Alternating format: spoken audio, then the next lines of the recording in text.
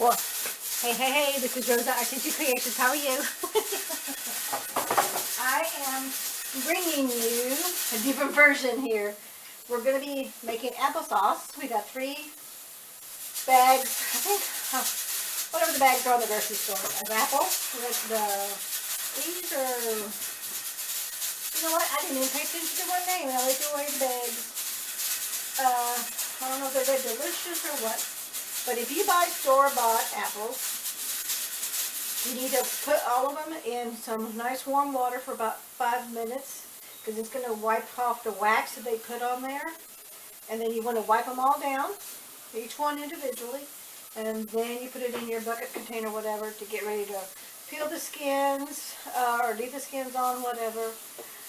Since you're peeling the skins, I really don't know why you want to do that extra effort of, because you're taking the skin off, but I dehydrate my skin, and I make apple powder that I add into my yogurt, or add it into my salads, or if I want to make like an apple pie, I sprinkle the crumbs of the dehydrated apple skins, because sometimes I make them really, really big, and some of them are really fine. It just depends on the mix of my blender. I use a Ninja fruit blender. You know, so I like to get the big little crumbs as much as possible, and I throw that into pretty much anything you want, you know. But if you put it on like an apple pie, and then right before you put the top layer of the crust on, sprinkle some of that on top of that. That gives you like a little bit extra crunchy, and just gives you a little bit different little flavor, different kick on it. It's not that big of a notice because, you know, the moisture while it's baking does soak up the crumbs, but it just gives you a little bit, like an extra little kick. Anyway, so there's all kinds of things that you can do with apples, and so let's do what we're going to do. But I'm also going to be reviewing the KitchenAid Spiralizer. We just got it. We got it on marketplace on Facebook. We got a very good price for it. But if you get your attachment, I would bring it closer, but I don't have a tripod thing, so I have to put you on the counter enough to do it. You should be able to see everything pretty good. You put this on the speed of either 2, 4, 6. The manual says for the apples to do 6, but we did a trial run already, and we're probably going to leave it at 4. And so you put your apple, this is the attachment right here, it's all connected, and this is the little pokey thing that the apple sits in, and this is the part that takes the core off, and this is the part that cuts the skin off the apple. So, because we're just going to skin it and core it, and that's all we're going to do. And then I'll make sure you have ahead of time a big bowl of as cold water as possible of water with a little bit of lemon juice in there. Probably like I would say like 2 tablespoons of lemon juice. And you just want that to keep the apples from turning brown on you. Okay? So we're going to start. And excuse the jiggler, because I'm pressure canning potatoes, dry packed potatoes. I'm busy today. Okay, so here we go. We're going to go ahead and start. So it's all ready. There's a little lever here to move this. Push the little lever toward you, and that moves this back and forth, the little blade. So it depends on what size, because you could do potatoes. We did do the potatoes earlier. They're not very good because the potatoes are such an odd shape, and it really was not worth using this slicer with the potatoes, but it so far worked pretty good on the apples. So let's turn her on. This is a 4.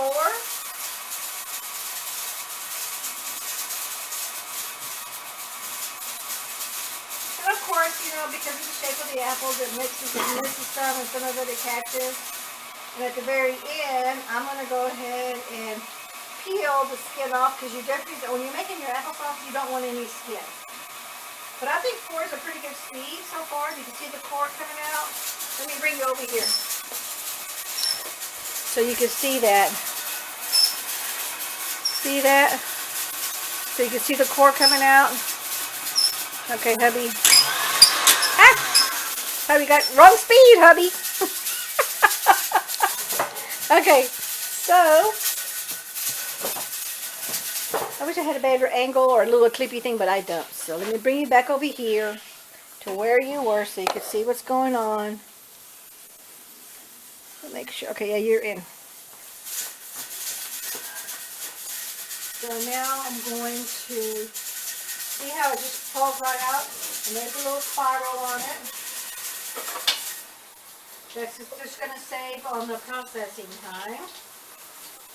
So I'm going to go ahead and just, that's skin, so I'm going to use that piece. Anything with the piece on the skin on it, I'm just going to use that to process for my apple skins. Because none of it's wasted. You know what, I think I got to take this. Oh yeah. You push this, release the lever to move this little bar thing back and forth. And then turn it. You could save these if you want to make apple cider vinegar, but I'm not doing that because that's an awful lot of time that I just don't have it. Okay, next thing I'm going to do is, does it matter if you put it in the front with this side or this side? The other way. This way? Yeah, take the stem out. Oh, did I take the stem out? You can't leave the stem out? Oh, you probably could. Okay, I'm going to put the stem over to the side. And you see this little, let me show you. I want you to see everything because, not know for the, see how it's got the little spokey thing right here and it's kind of got a point, and this is metal. And it's got these little teeth here. That's what connects to the apple. Okay. Sorry, I want to make sure that you're in frame. Yeah, you are. Okay.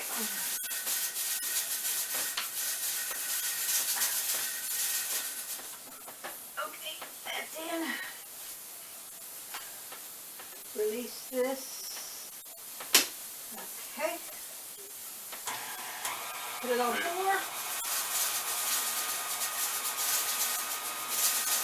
4 is doing pretty good. If we go to 6,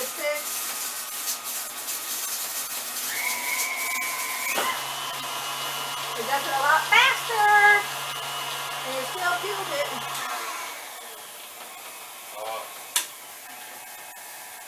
Okay, you gotta get the little notches. Okay, so there goes that.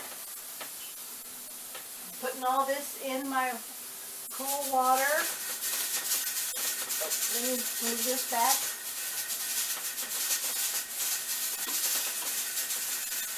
Oh, that's going to take a little while for me to get used to this. But you know, this is my first time using this machine. I've used the KitchenAid twice. Hubby uses it more than me. He's a cook and the baker, not me. Ah! Come off. You gotta twist it on there. Okay. Let me show you. I'm going to show you this because y'all need to know this. There's these little doodaddy things here, little pins or some kind of pin. And there's a little groove there on both sides. This sits in and then you lock it. So when I twisted it, I unlocked it. But it's not a big deal. It comes right back on. Okay, now I'm going to bring you back. Now I'm going to do another one and then that'll be it. And then I'll finish the rest of these and I'll bring you back. Actually, I'm just going to go ahead. I already just showed you. I'll bring you back when I do all the apples. Okay, here's the pot of apples that were boiled in water and lemon. And then here they are. I'm using the Ninja blender. And there's my Ninja. Okay, and there's a little pitcher with the blade right here. And then there's the other applesauce that I already made. So, let me see if I can put this down without going crazy here. Okay. So what you want to do is you want to scoop the apples out of the pot of hot water and try to drain as much water as you can off the apples. Okay. If you have one of these little slotted spoons, it works really great. If not, just use whatever it is that you have. Or if all else fails, just put it through a colander and drain it through there. Okay, let's Okay, that's in. Oh, sorry about the reach there. Okay, let me turn it so it'll lock in place. Okay. I overfilled it because this was the last batch and I was hoping I can get it in. Okay, not gonna let me do it. I got too many apples in here.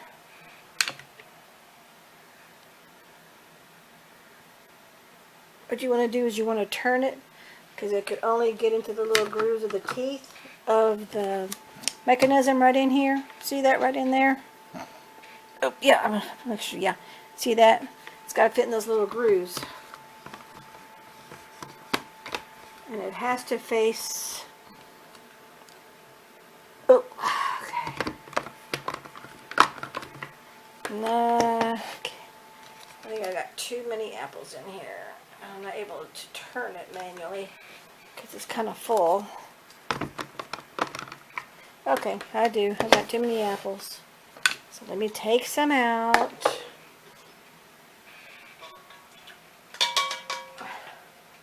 I'm going to use my little slotted spoon so they don't go back in the water. You want the apple itself makes its own natural juice to begin with. So that's why you don't want a whole lot of water when you're pureeing your apples to make applesauce.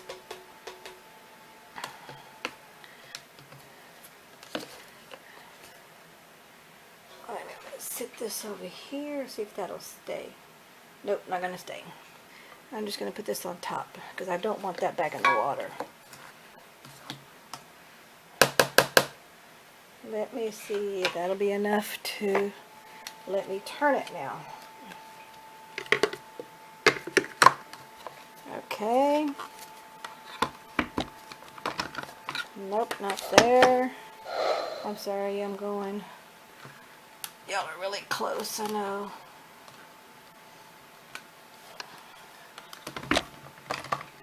Okay, not gonna happen. You know what, I'm gonna give you another bowl. Because I don't want to put this in the water.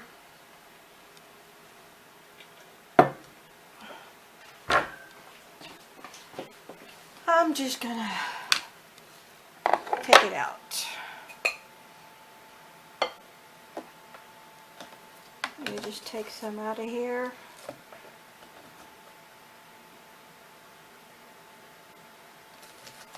I don't want to take the blade out because it's already in there. That's going to be a big mess.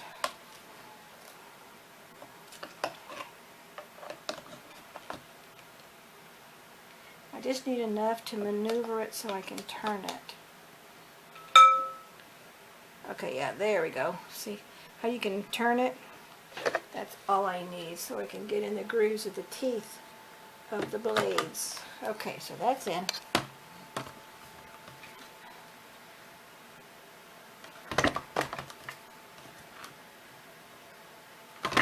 There we go. Yay! See how it just locked in? Okay, this is going to be a little bit noisy.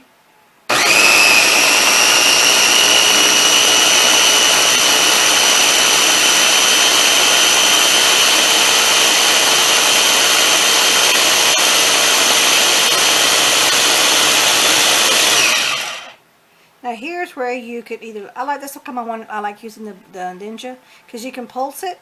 So you can make it as the apples as chunky as you want it, or just continue to blend it till it totally purees.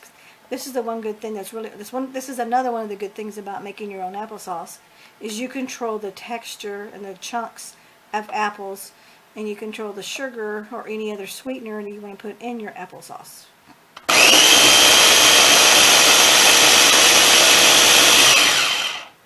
Okay, so now that's done. Excuse the reach there. Take off my lid.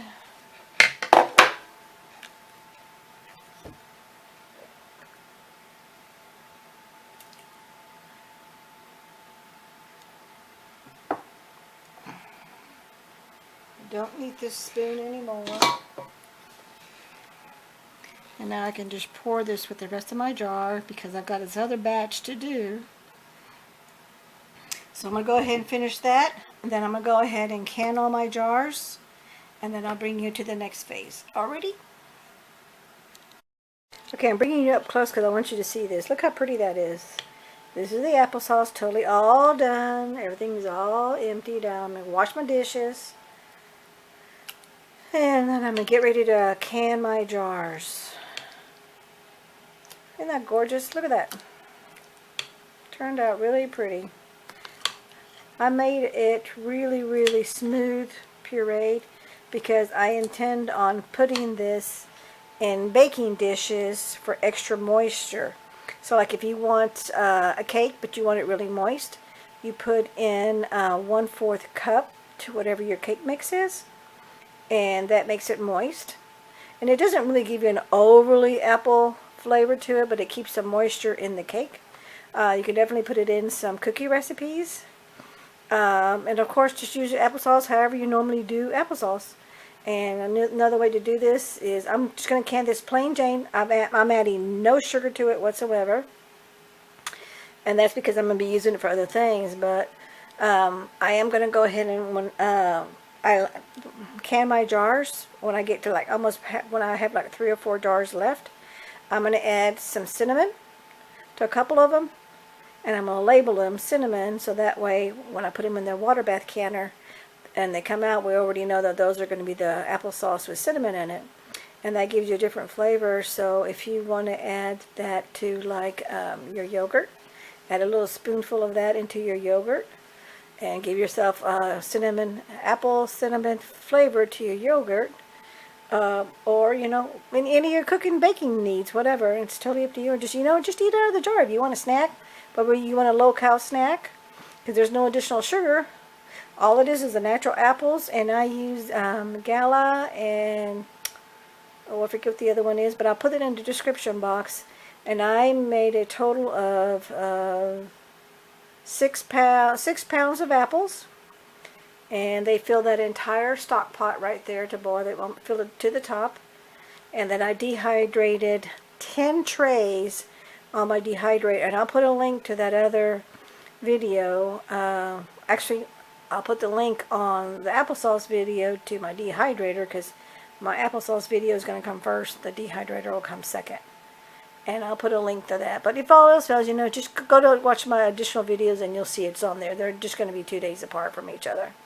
Okay, we'll bring you back when I got my jars canned and ready to be put into the canner. And I'm going to be using my original All-American pressure canner, but you can use your bottom of your canner as a water bath canner, because I just don't want to dig out my big old water bath canner, especially since I already have water already from when I pressure canned.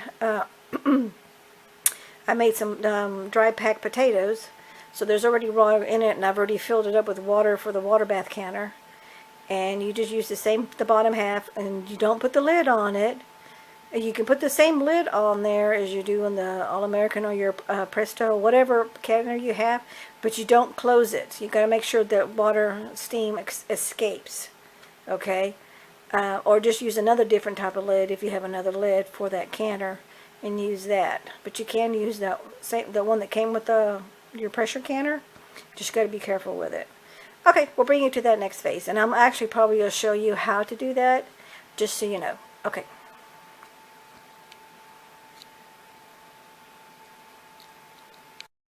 This is what I was talking about, using your lid to your All-American canner.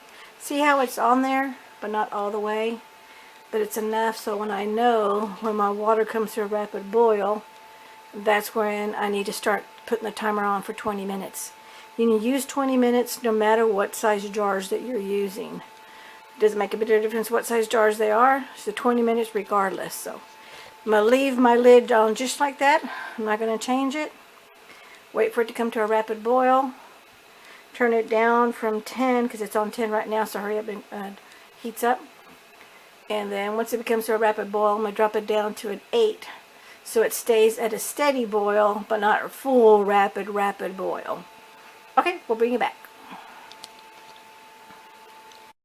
Well, hey, we're back here to the end of the applesauce canning. We ended up getting 1, 2, 3, 4, 5, 6, 7, 8, 9, 11, actually 10 half pints, and I forget the size of that little bitty one. But anyway, and they're in my Harvest Guard reusable lids. And they look pretty. It turned out good. I don't know what happened. I think I had the water too high of a water, rapid boil. But I did turn it down from a 10 to a 7. But I guess it wasn't enough because I had the big wide one right there at the end corner. And this little baby one on the top. And when I took it out, opened up the canner, they were all on the bottom in my second tier, what do you call this? The that's a little pad. This little I don't know what you call it. I'll put it in the video what it's called. I forget what it's called. Anyway, but that was actually, and then when I open up the canner, this is what it looked like, just like that. And I go, oh no, because it was so cloudy and smoky when I opened it. I thought, oh no, I thought maybe the two jars had broken, and I had residue everywhere. But I'm gonna try to show you without getting steamy on the camera. It's cloudy, but I didn't see where any of the jars had any seepage. None of them are like they seeped at all. So I don't know where the seepage, maybe there was a little bit of seepage, I don't know. So we're waiting for that to cool off, and then I'm going to wash my canner. Look at that. See that ring? Never had that ring before, but I'm curious if it's because the top two tilted over sometime during the boiling process and landed in the bottom. But I was very, very lucky that nothing broke, at least so far. And turn the light off because I'm ready for bed. I'm pooped. Okay. They're all Harvest Guards. I tightened them all up as soon as they came out of the canner. So all nice and tight. And we'll catch you at the next video. Don't forget to hit like, share, and comment. And subscribe if you're not a subscriber. We thank you so much for watching, and we'll catch you the next one. Bye-bye.